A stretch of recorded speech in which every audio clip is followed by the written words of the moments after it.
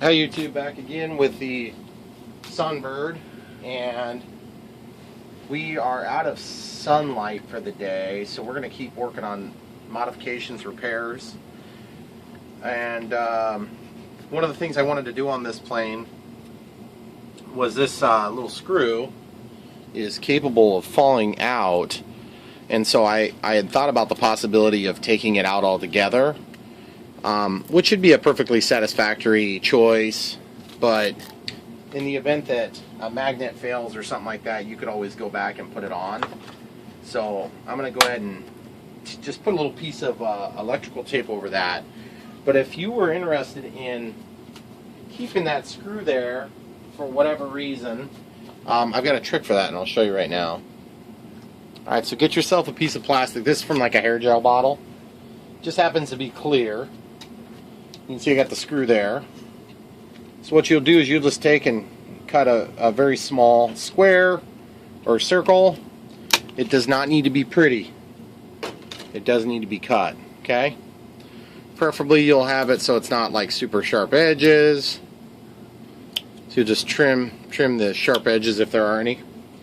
And then the second thing you're going to do is you're going to take and drill a hole that's slightly smaller than this. I'm going to get a drill bit. We'll do that. Alright, so we got a drill. We need to drill a hole. So we're going to take a piece of wood.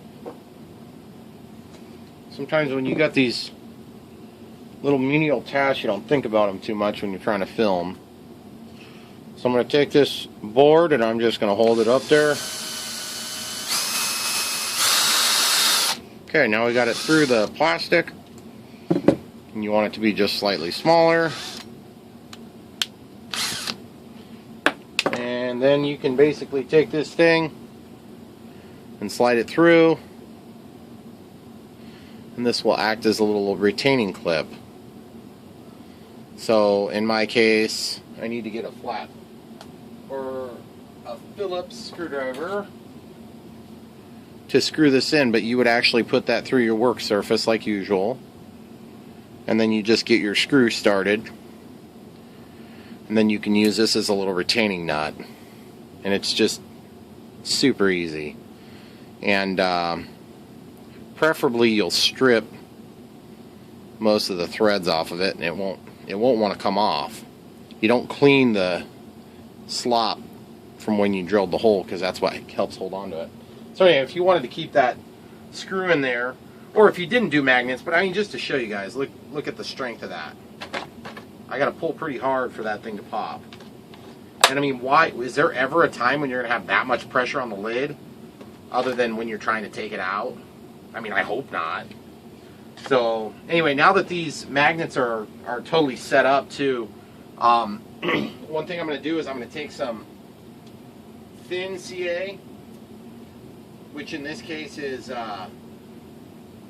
foam safe. It's a white cap, Bob Smith Industries, like every other time I use CA.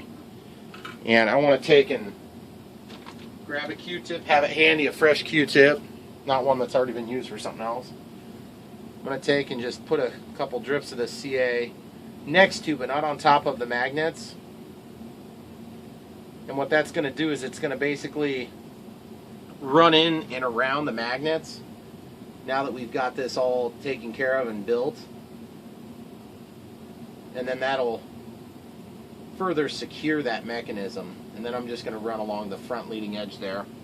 Then I'll take this and run it on top of the magnets just to quickly wipe any excess off, because we actually don't really want that on the surface. You can scrape it off later, but it's a pain. And then we'll do the same thing here. You can see now that all that glue's set up, we're just going to go into like any pockets, like this little pocket here.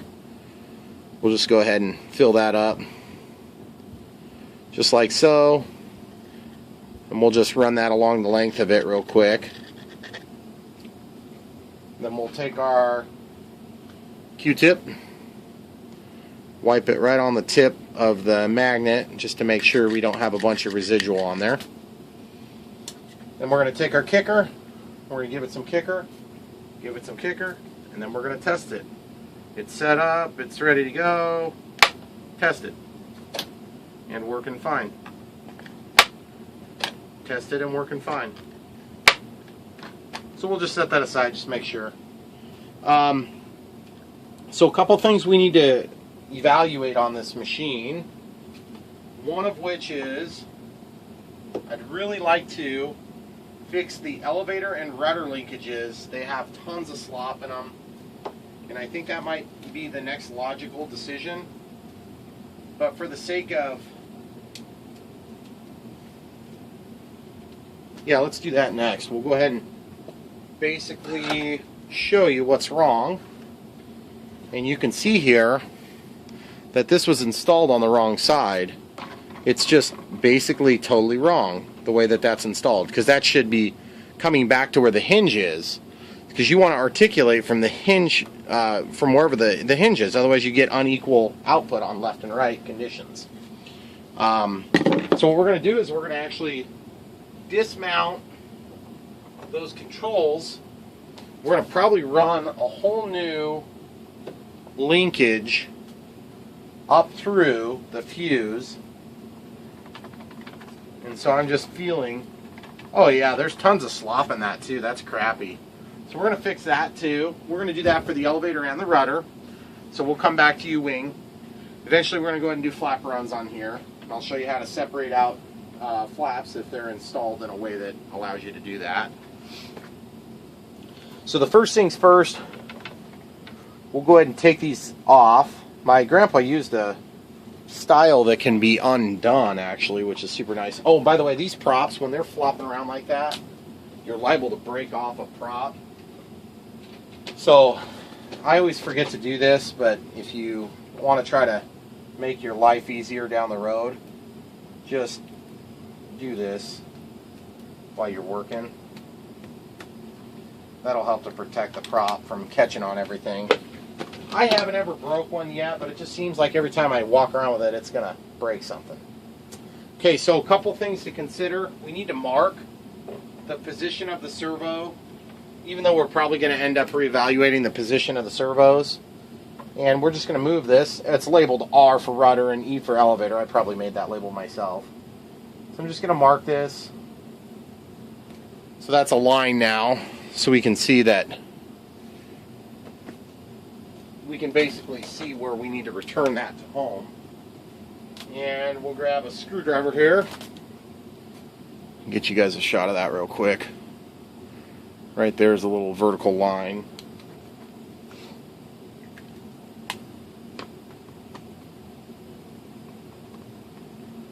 And once this is undone, we'll grab our magnets, grab the screw out. That'll hold that for us. Then we can pop off the control arm.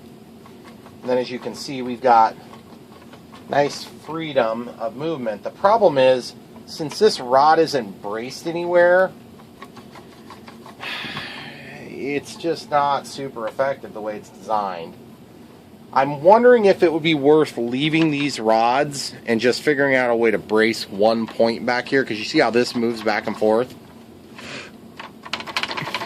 You don't want these things to be able to move like that. So I could actually brace it there if I have enough room for the play on the servo, which probably not looking so promising here. I think it might be easier to just run a new rod anyway. So that's probably what I'm going to do. Which is a pain in the butt. I don't want to have to do that, but it is what it is, you know. You work on somebody else's handiwork and you're bound to have some of this stuff to do. So now the first step is, obviously I got to get this little adapter out from up front. And this little adapter meaning the servo control arm, which is here. We'll just lay that aside. Then the second thing we got to do is we got to tie something on that will help us to pull this linkage all the way out and pull the new linkage through. And we got to see if we've got something that will be satisfactory to get all the way from the forward to the backward position like that. And I'm just trying to think. Honestly, the choice in metal rod that he'd picked is maybe not the very best choice because it's so dang heavy. What would be nice is if I could do a lighter metal and then attach it to something like this that, you know, weighs virtually nothing. It's just a bamboo skewer. Because this steel rod is actually pretty heavy. And since it's not braced in there, not doing us any favors. But yeah, so that's my next thing. In the meantime, we can take this off while I'm thinking about it. This is just clipped on here.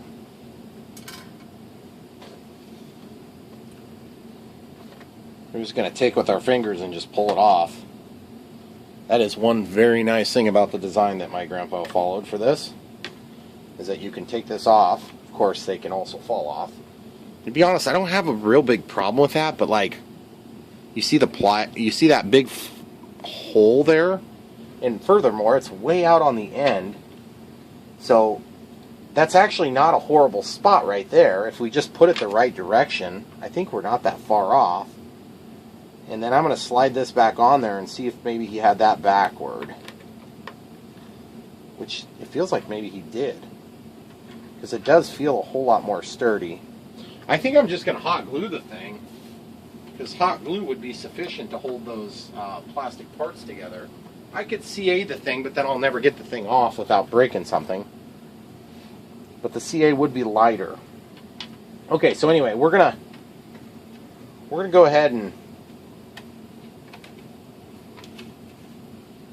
I'm not sure if I can cut that or if I just want to take it straight out, tie a string on or something like that.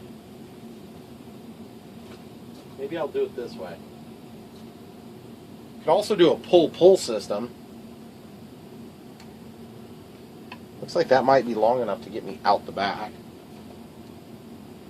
It's always harder than it looks to do some of these seemingly simple steps. Exceedingly simple steps like this. So we're going to clip this tape. Guess we'll just go ahead and pull this back up into the fuse a little bit. That'll give us the mechanism by which to pull this through. We're going to do a little bit more tape.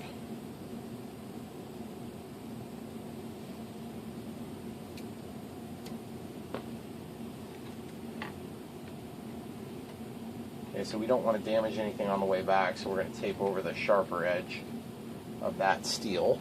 Okay, now we should be able to walk this back. With the guided, of course. We're already catching on things. Oh, we were catching on that magnet is what we were catching on. Okay, let's see. It looks like I am back here, but now I just need a bend or something in the wire to actually get that out. So I'm going to do that next. So I'm just going to take this most of the way out, and I'm just going to bend it a little bit. Then once this gets back here,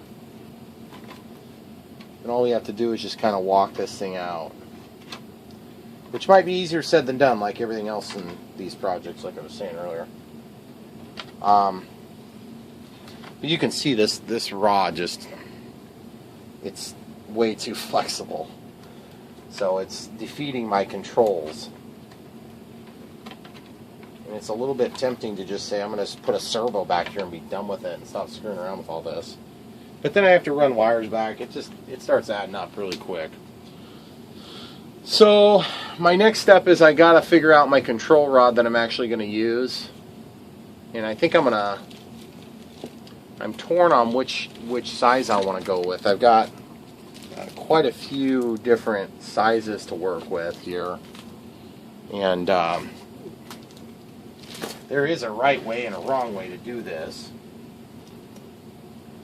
But in this case, you know, since we're sort of working from what was already something, I've got this control here, but it's got resistance in it, and I don't like the resistance in there. I think it's probably because at one point it must have been, this was in my Clouds Fly, I think. ANX Clouds Fly from Hobbyking. Just looking along the length of this to see if there's like a spot where there's like a dent in it. I don't see anything.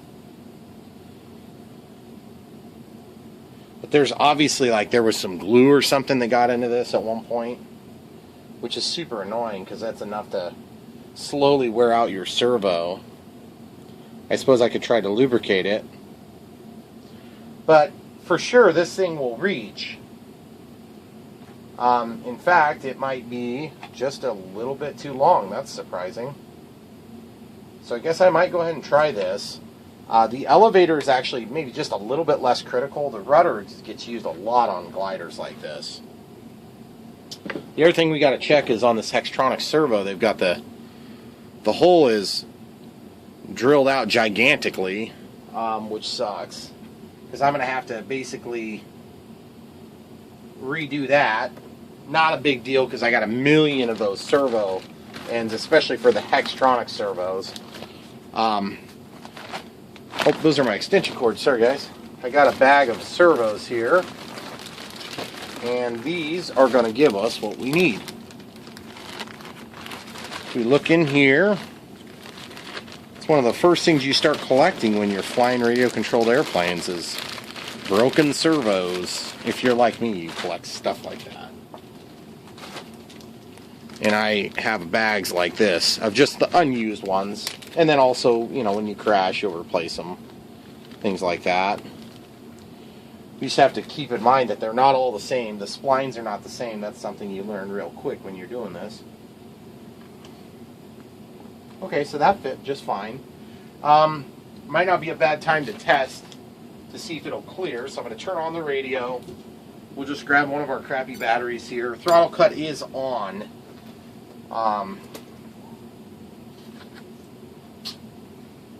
Okay, so what I'm looking for is clearance.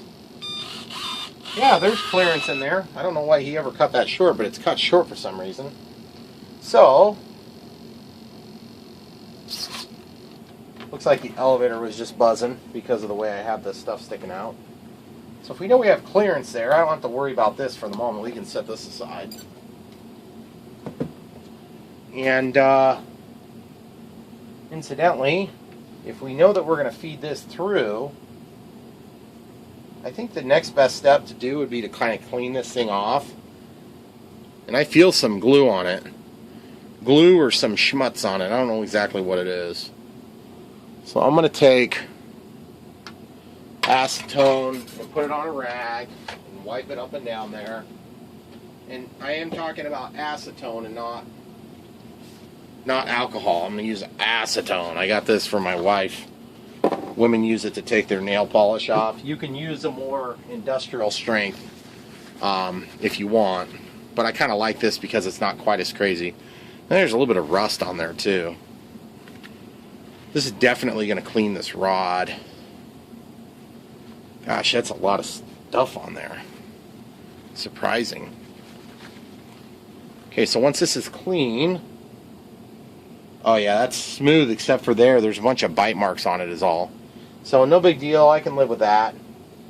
And then I'm going to actually clean the outside of this, which sounds sort of stupid, but I just want to make sure as I run my fingers up and down this, I can feel if there's any sort of less than desirable trades. Because this collar is going to help to determine if this works well or not. Now it still needs to be braced too. So wherever it comes out, I'll probably take it out and then brace it outside, because now that the plane's built, it's kind of hard to add, you know, bracing on the inside. Okay, cool. So that feels a little bit better. A little bit of resistance there. I think what I might try to do is just get a little bit of this down the tube. And so for that, I'm just going to actually try to dump a little teeny bit down. We're in a shop here, so just letting a little bit of that run down the tube.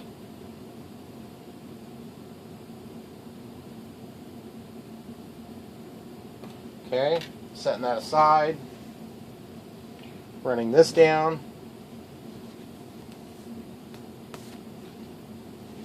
So now there was some red stuff that showed up on there, which is kind of weird. Not really sure. Maybe that's some glue reacting inside that tube to the acetone. even when I blow through it, there's just hardly any clearance. It feels almost like there's an obstruction. So I'm a little bit nervous to use something that's got obstructions within it, because as I pull this, I feel it every time. I'm going to pause it and see if I can work it out. Alright, so it's not perfect, but it feels pretty decent now. I think part of it is there's just a couple of spots where there's little bends in this. So now I need to tape this end on and feed it through, or I need to tape this end and feed it through. It, you know, honestly, it doesn't really matter. It's one end or the other is going to need to get bent. Or we need to put a bite, you know, a bite onto it so that it can bite the rudder control or something to that extent. Let me see if they fit in here. There's 3 little holes already started in these, but they look like they're not really designed to. They look like they're more of like a pilot hole. Let's try this end and see how this works.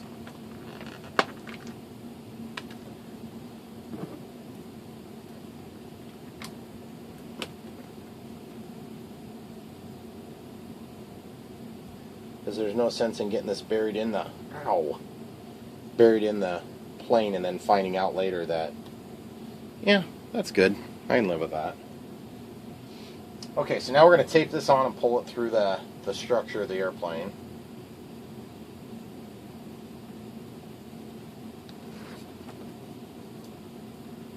And I had hoped to use a straight rod to tape onto, but I guess I'm just going to use the original one. And I'm going to take the bends out of the end of it, so it's super easy to do. And when I say the bends out of the end of it, I mean the bends on the side that's going to go up here when it comes out. Feels like maybe I'm caught on some of the framework in here a little bit.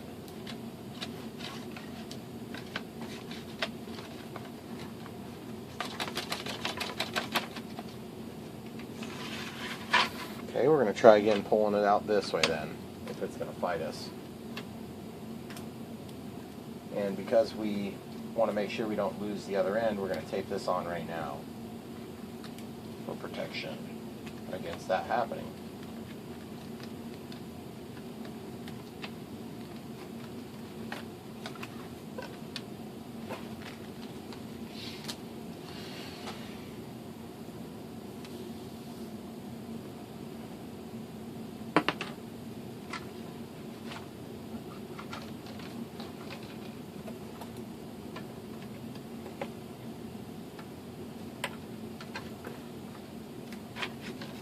So we'll know for the other one that we need to bend that tip off before we shoot it through.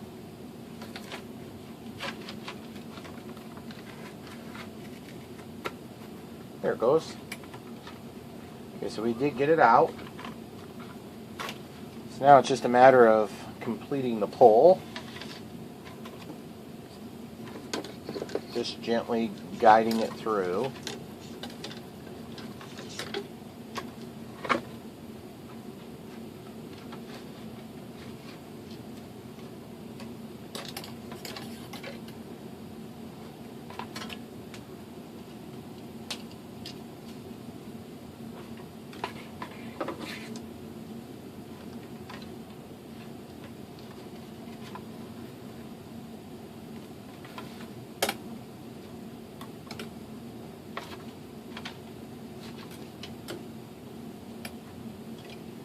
I think that the rod slipped a little bit as I was pulling it through. So now I'm just making sure I don't lose it. There we go. And we're through. So now I can just peel that stuff off and discard this for the moment. So now we need to figure out how long we want stuff to be and go from there. So that's the next step. So we've got our linkage here that's up in the front, just about pulled through. That's why I put that little thing on from the servo. So basically, that's going to need to go back onto the servo for the moment. And then we need to slide this collar back. Ooh, we are really close now all of a sudden. That's weird. I didn't think we were so close, but you can see, even though the servo arm was free, now we're just short of being free on that servo because the height of this mechanism. So what I'm going to do is I'm going to see if I can just put it in the other way. So it's upside down. You know what? I'm just going to go in one hole and see how that looks.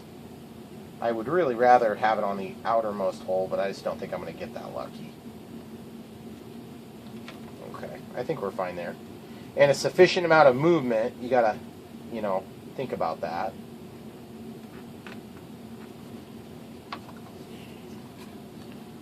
So now you can see we've got clearance there.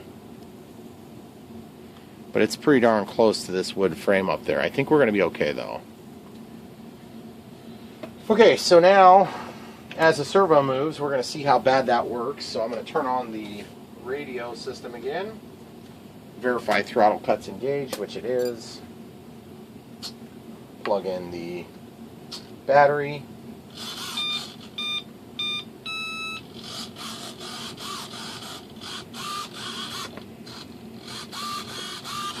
And as you can see, we have a nice linear throw now. Now I just need to basically figure out how long we need this to be. And like I was saying, even though it's kind of ugly, I want this to actually protrude out some. And then that'll tell me, or that'll help to control and mitigate any deflection on there. So I'm going to go ahead and mark it here. And watch what I can do. I can just grab this and pull it straight out. Okay? I've got it marked. Got it marked just like so. And I'm going to just take and cut this. I'm going to walk the scissors as I cut so I don't collapse the tube totally. And then I'll just cut it. If you have sharp scissors, should be no problem to do that. I'm actually going to cut both ends, just get it cleaned up a little bit. So that could have been part of our obstruction there. Alright, so now that we got that cut, I can slide this collar back over and feed that back down the tube. Okay, you got that coming through the frame, and here it is. It's back to where we need it to be.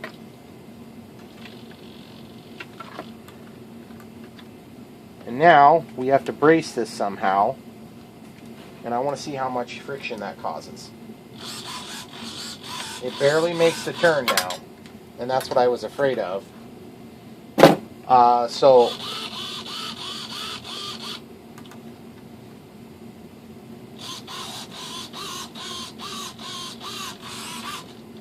it's really wanting to slip that thing. I wonder if I just got a bad part. Let me look at this for a minute and I'll come right back. Alright guys, I tried some WD-40 on here, so we're going to see. I just actually use this as a spray tube for the WD-40 just to see if that makes an improvement, which it feels like it's going to make a pretty big improvement. But sometimes a solvent-based oil like that doesn't really help much. But so far it feels pretty good. So we'll see. We'll see if it actually helps.